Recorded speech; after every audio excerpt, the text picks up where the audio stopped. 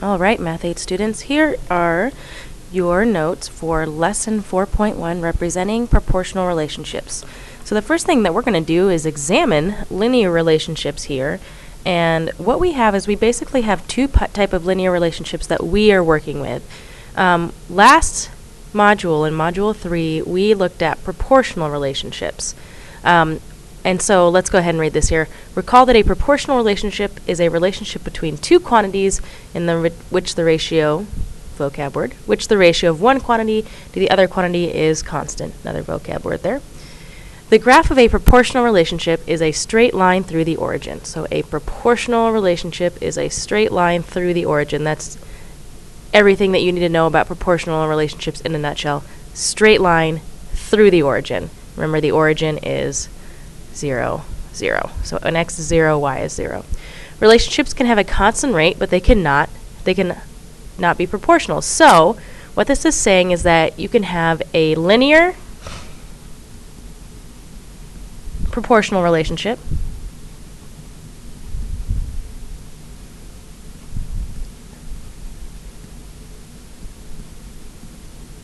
and versus a I need to move this over here.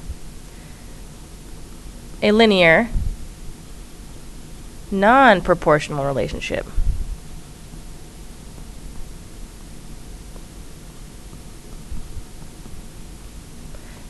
And the big difference here is that one of these goes to the origin. That would be linear proportional relationships. And one of them does not. One of them has a y-intercept value. So linear, if we look at that word, means they're both straight lines. Proportional means it goes to the origin. So if it is non-proportional, it does not start at the origin. So we're going to look at a situation here and go ahead and see what that looks like. So the entrance fee to Mountain World theme park is $20. Visitors purchased an additional $2 tickets for rides, games, and food. The equation y equals 2x plus 20 gives the total cost y for visits to the park, including the purchasing of X amount of tickets. So this is saying cost you $20 to get into the park plus $2 per ticket for whatever you want to do. That includes rides, games, and food. This is a real world application here. This equation right here we refer to as y equals mx plus b. So y equals mx plus b. And what m stands for, m is our slope. So this is right here. This is a familiar slope form, y equals mx, where m is our slope. And if we recall, slope is our rise over run, which is our vertical change over our horizontal change, or our change in y over our change in x. So slope is all of those things. So that's nothing new. Y equals mx is nothing new. However, we are adding this additional b on here, and b represents our y-intercept.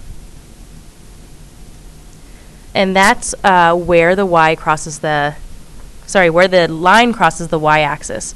And we can think of that as a starting point, and it's when x is 0, y is b.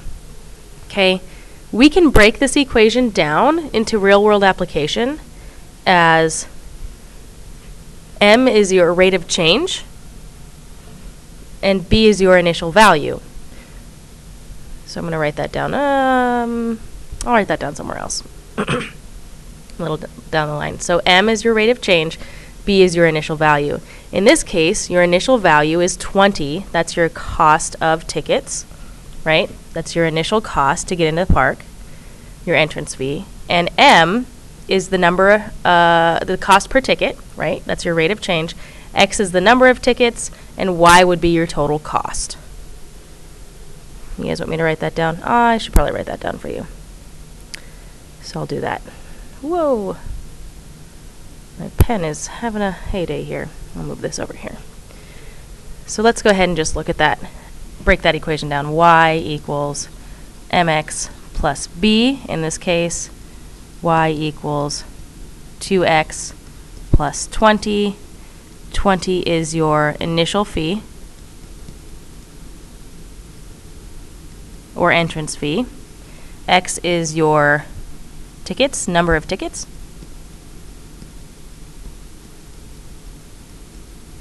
Y is your total cost.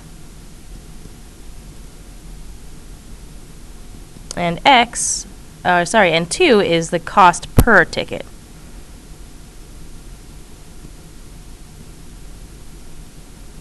So this is saying your initial fee plus however many tickets you buy at $2 each will give you your total cost. So let's go ahead and complete the table. So with no number of tickets, it's still going to cost you $20 to get in. That's what this is saying right here. With no tickets, it still costs you $20. So we're going to go ahead and plug in our values to that equation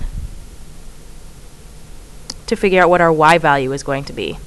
So if we've got 2 tickets, we're going to plug that in for 2 here. So Y equals 2 times 2 tickets plus 20. So $2 per ticket plus times 2 tickets plus 20. So 2 times 2 is 4 plus 20. So our total cost is 24. I'm going to put that in the table up here.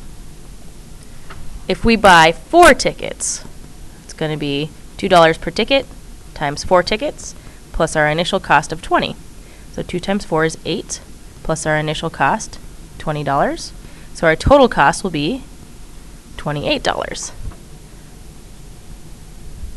If we buy 6 tickets, our total cost, $2 per ticket times 6 tickets plus $20 to get in the park, $12 plus 20 gives us 32. And let's go ahead and figure out what 8 tickets would cost us. So you guys can just see that I'm just plugging in that X value into the equation where X lives. So 2 times X, or 2 times 8 in this case, plus 20. So 2 times 8 is 16 plus 20. So our total cost here is $36 if we buy 8 tickets. All right, so we could continue this on, right? And you can also notice that there's a pattern here, right? So for every 2 tickets you buy, it goes up $4, which means for every 1 ticket you buy, it would be up $2. But I'm getting ahead of myself here. So plot the ordered pairs on the table. Describe the shape of the graph. So we can remember that this is our X value right here, and this is our Y value. So our ordered pairs would be X is 0, Y is 20, right? So that would be 0 and 20 for one pair, 2 and 24 for the next, 4, 28, 6, 32, and 8 and 36. Remember X and Y values, right? So X is 0, Y is 20. So I'm going to go over to my graph here. And X is 0, Y is, okay, this is counting by 4, 8, right? 12, 16, so this is 20 right here. And then at 2, I'm at 24. 4, I'm at 28. 6, 32. And 8, 36. Okay, so I'm going to leave my points like that. I'm not going to connect that line yet. And the reason that I'm going to not connect the line is because I can't actually buy half a ticket, right? So my cost isn't something that I can connect a line on here. My cost is going to be per ticket.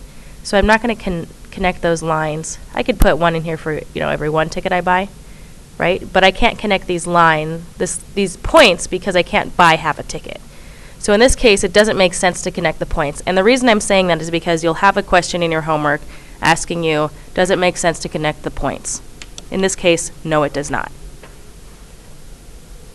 Okay, so describe the shape of the graph. It's a line.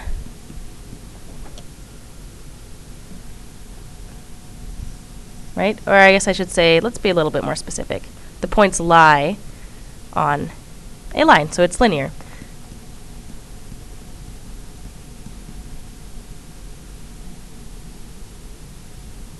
On a,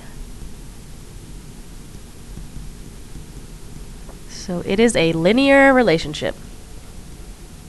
However, because it does not start at the origin, it is non-proportional. So keep that in mind. So find the rate of change between each point and the next. Is the rate of change constant? Well, this is just like finding slope, right? Because rate of change and slope are the same thing. Remember, rate of change is the same as slope. So we're finding our rise over our run. So the difference from up and over to this point would be up 4 over 2. Remember, because I've got to pay attention to how I'm counting. This is 4 and 2. This is another 4 and 2. 4 and 2. Right? Okay. So, and I can also see that here, right? This is a plus 4, and this is a plus 2. Plus 4 for every plus 2. This is looking like it's constant here. And so that just means that all of these ratios would simplify down to the same thing.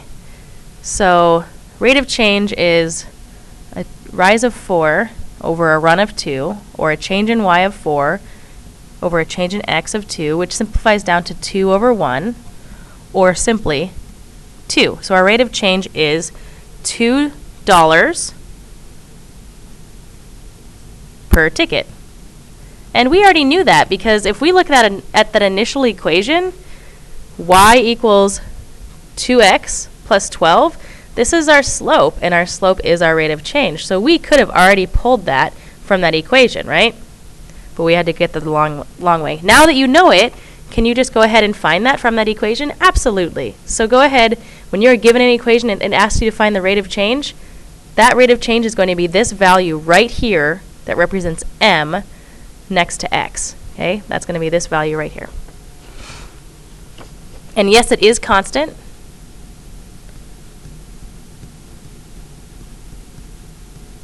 Because it will always cost $2 per ticket. So yes, it is constant. It'll always cost $2 per ticket. And last thing we're going to look at here is calculate y over x for the values in the table. Explain why the relationship between the number of tickets and the total cost is not proportional. So starting here, right, this rate of change is constant.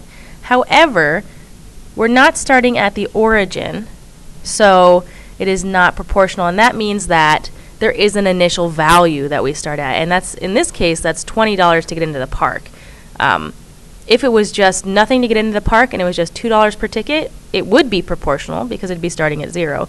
But because we have that initial value of $20, we don't get to start at 0 tickets, 0 cost, 2 tickets, $4, right? So it's not proportional because it does not go through the origin.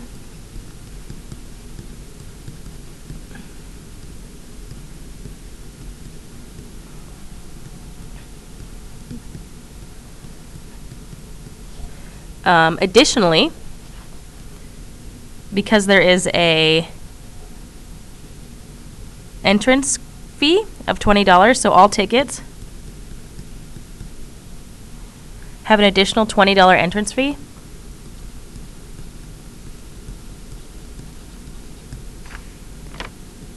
Sorry, $1, $20 entrance fee. And that's one time, right? That is a one-time entrance fee. So the cost of the tickets is not proportional to the total cost. So number of tickets and cost, that relationship is not proportional.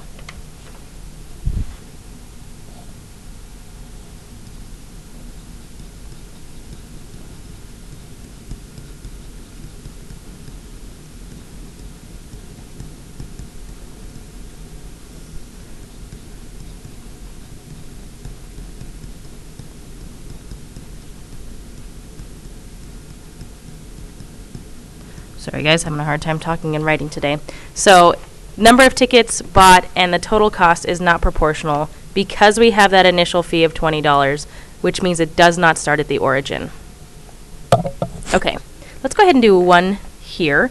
We're going to do this together. You can try this on your own, pause the video, make sure that you're doing it correctly, and then press play, check your answer. If you didn't get it right, then go ahead and watch the explanation.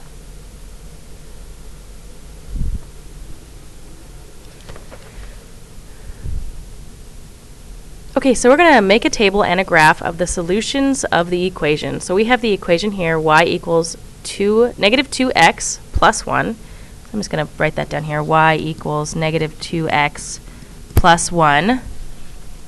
And we've got the table and we've got the graph, and it wants us to make both. So first thing I'm going to do, I'm going to identify my slope here, or my rate of change, right? M is my slope, or rate of change. And 1 is my y-intercept, which is my initial value or my starting point. I like to think about that on the y-axis. So I like to think that this value right here, your b, says start here. And I'm just going to go ahead and write the original one up here. Y equals mx plus b.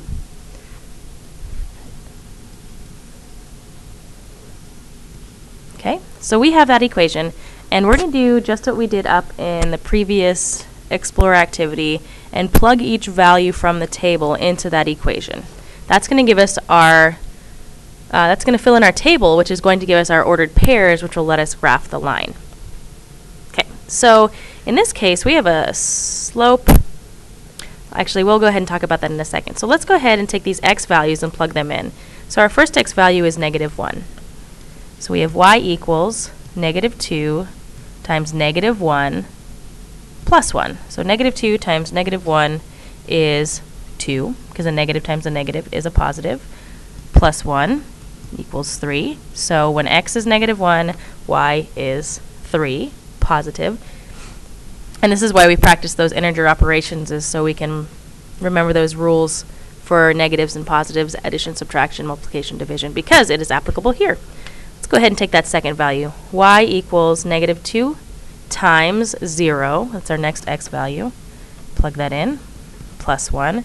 So 0 times anything is 0, plus 1 equals 1. So when x is 0, y is 1.